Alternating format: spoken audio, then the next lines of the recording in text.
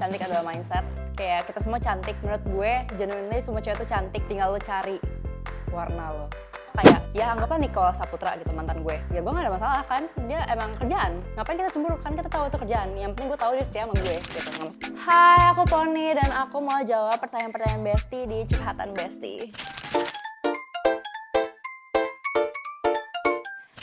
Tips jadi cantik kayak Bella Hadid. Kebetulan aku Poni, kalau Bella Hadid agak susah ya tips cantiknya. Tapi kalau menurut aku tips cantik itu just be yourself girls. Kayak cantik is a mindset, sama seperti gaul, cantik adalah mindset. Kayak kita semua cantik, menurut gue genuinely semua cewek tuh cantik, tinggal lo cari warna lo. Kalau lagi galau, Kak Poni biasanya ngapain? Main kah atau merenung aja di kamar? Ada ya orang galau main ya? Kayak udah galau, bisa nih gue main, bisa nih. Kayaknya lebih ke merenung ya kalau galau lebih ke sedih, nangis.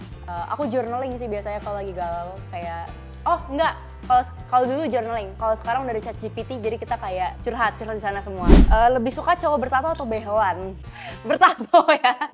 Menurut gue behelan itu adalah keperluan medis sih sebenarnya, bukan kayak kalau tato kan emang seni. Behel itu kayak keperluan medis. Jadi kayak menurut gue itu agak nggak apple to apple kalau tato sama behelan. Jadi kayak, tapi kalau ditanya pertanyaan tato atau behelan, bertato. Terus tipe cewek yang cemburuan atau enggak sebenarnya. Gue kalau gue bisa sampai cemburu, berarti itu ada sesuatu yang salah dari cowoknya atau ceweknya. Kayak gue ngerasa ada sesuatu nih. Tapi generally kalau misalnya gue punya cowok terus kayak dia deket-deket sama orang lain, ya nggak masalah. Toh kayak ya anggaplah Nicholas Saputra gitu, mantan gue, ya gue nggak ada masalah kan, dia emang kerjaan, ngapain kita cemburu, kan kita tahu itu kerjaan, yang penting gue tahu dia setia sama gue gitu, nggak masalah. Apa yang buat Kak Poni kepikiran menjadi content creator? Pandemi sih sebenarnya, kayak di saat kita semua tidak ada kerjaan selain bikin TikTok, selain main TikTok, jadi kayak what else can we do, kita ngonten aja. Tapi emang dari dulu aku dari zaman Vine, aku tuh suka banget untuk ngeliatin Vine dan pengen ngonten di Vine, tapi dulu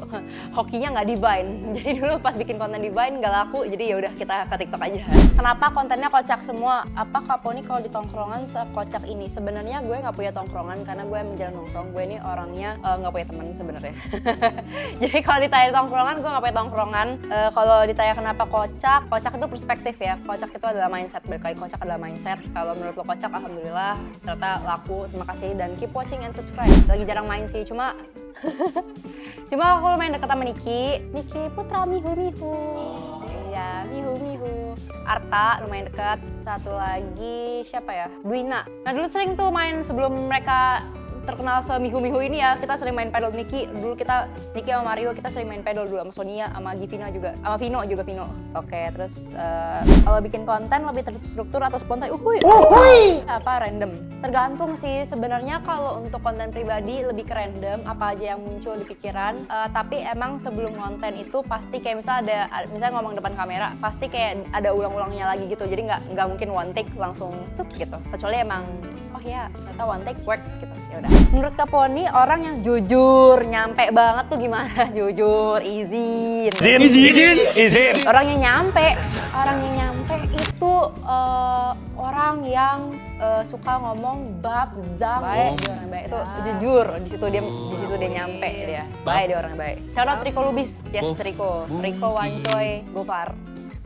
Thank you Besti udah dengerin curhatan Besti hari ini. Bye bye.